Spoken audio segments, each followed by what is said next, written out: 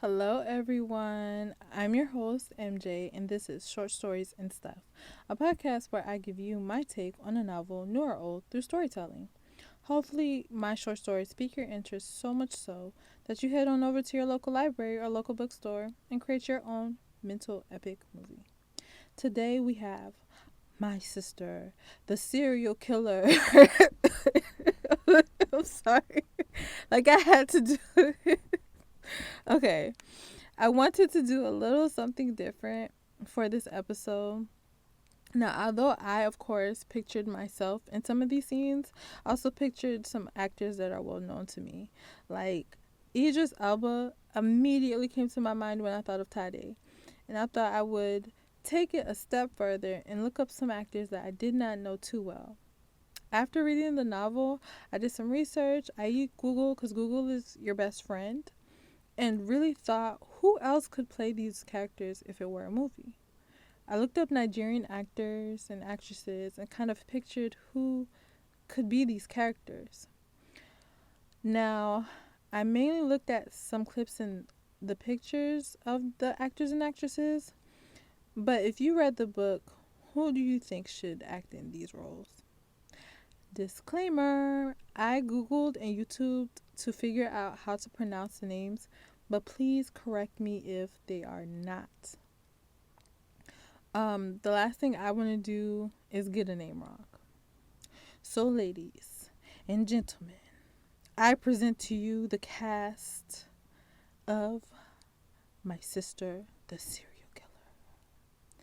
Osi Ukeje as Tade, Osas Igudaro as Ayula, and Rita Dominic as Korede.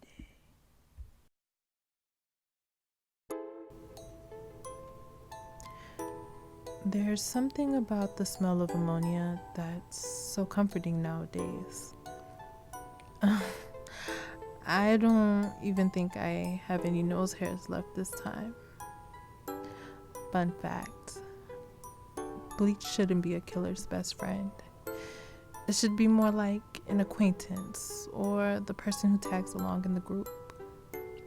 See, when you need to do a cleanup, bleach just won't do the job. Now ammonia. Ammonia will be there for you. Hide your dirty little secrets and clean away the bit of blood that manages to nudge itself in between the shower and the caulking. Ayula is such a pretty fool. Possibly heartless too.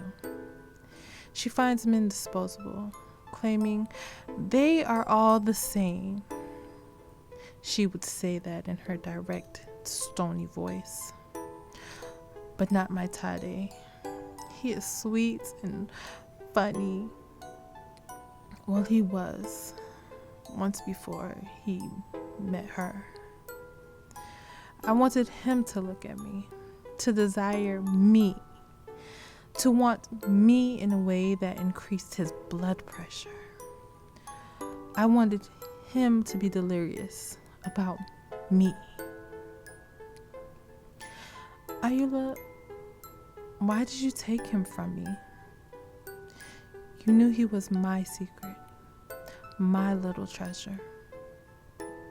Ayula, being your sister is more than what I bargained for.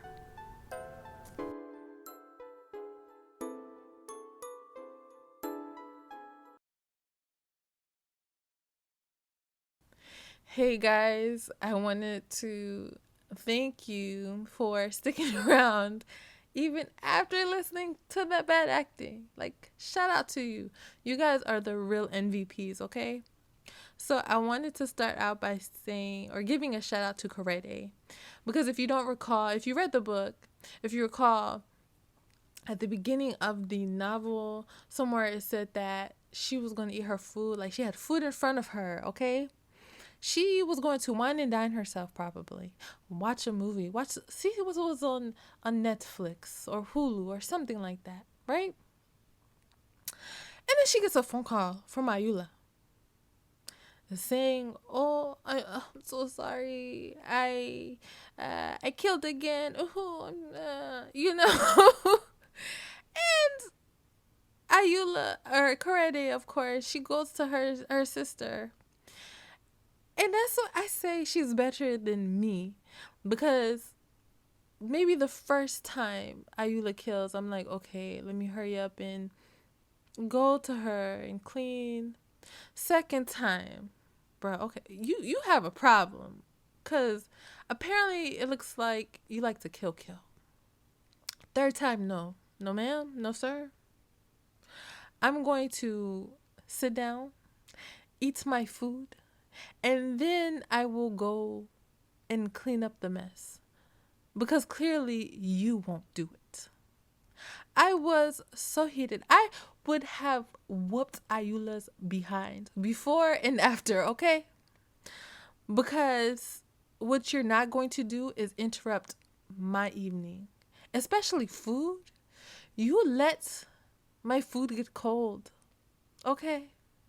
And that's a problem right there. So, shout out to you. My blood pressure, man, my blood pressure was going off, man. When I read that, I said, oh my goodness, this chick is crazy. Right now, my blood pressure is getting high. Just even thinking about it. Seriously. Oh, man. So let's move on, guys. Let's talk about Korede some more. So I didn't necessarily think of her as bitter or mean. Well, just a little bit, just a smidgen, you know.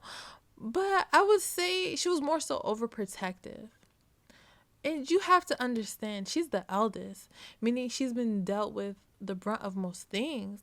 And it's stated in the novel. She said, I am responsible for Ayula. If Ayula does something, Korede is to blame for it, big or small. So I have an older sister, and it did not take me long to realize that, in a sense, she had to be the responsible one. And I'm thinking, how do you handle being a kid and a young adult all at the same time?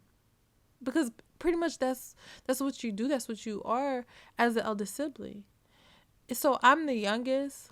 And if you're a firstborn, let me know. How does it feel? What are the pressures that come with that? Okay, so Korede was the one who didn't necessarily have to think twice in helping Ayula. And I want to say, side note, I think everyone should have a Korede in their life. She knows her sis is crazy. Like, girl, something is loose up there. But she's like, you're my sis, and I'll help you. Korede is clean. She makes sure there's no evidence. Has a list, a book of in the list in there of men. And to be honest with you, I think Dexter would be proud. For the most part, anyways, he would be proud. And now let's move on to Mr. Tade, the man with the swagger. He knew what he was doing. He's a handsome man. He had to have known that Korede liked him. Come on. Don't be so oblivious, man. And the atrocity to blow up on her in the office. I must say that was a doo-doo move. And you know what, Tade? Then you showed Korede the engagement ring. Are you mad? Are you mad, man? Because that really pissed me off.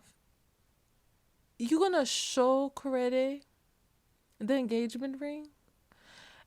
And I'm just like, you are naive, man. You're naive and you're so hopeful with Ayula. And if you need to read the book, because you'll understand when I say he did not heed the warnings at all, whatsoever. He didn't heed them. And I'm low-key kind of happy. Not happy, but he had what was coming to him. He honestly did. And now, Muhtar. Muhtar, who is, let's be honest, Korede's best friend.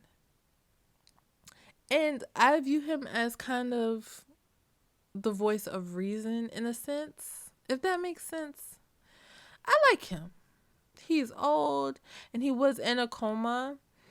And with that combination, there's no way he would hold his tongue when it came to expressing how he felt about the whole situation with Ayula and Coretta. Like, I just loved him. He was by far my favorite character in the book. And I'm mad at how Coretta ended their weird friendship. And now I feel like I've said too much. Find out what happened to Ayula, Tide, and Coretta by buying the book at your local bookstore or go to the library and see if they have it. If you already have, feel free to let me know how you feel. My Instagram and Twitter is short stories and stuff. Short stories is one word, lowercase the letter N, uh, underscore the letter N underscore stuff, and it's all lowercase. I also love Miss Oyinkan Braithwaite, and if I mispronounced your name, I'm so sorry. I'm really, truly, honestly sorry. I love how you wrote the novel. The shortened chapters reminds me of thought bubbles. It's so weird, but it does. Like, Coretta looks at a person or an object and she has something to say. I see I see her, I see the character, and then I see the thought bubbles. And it's just great. I don't know. It's just thought bubbles and greatness. And I want to read more of Miss Oyinkan's work. I know that, or when I was researching her, it looks, I think she won, yeah, she definitely won awards for her poetry, and I want to say she sketches too. So I'm like, what can't you do? I just love it. I love it all. But anyways, let me know, would you help a close friend or sibling out with something so serious that is labeled a crime? How far are you willing to go? How did you feel about Coretta and the others? Let me know.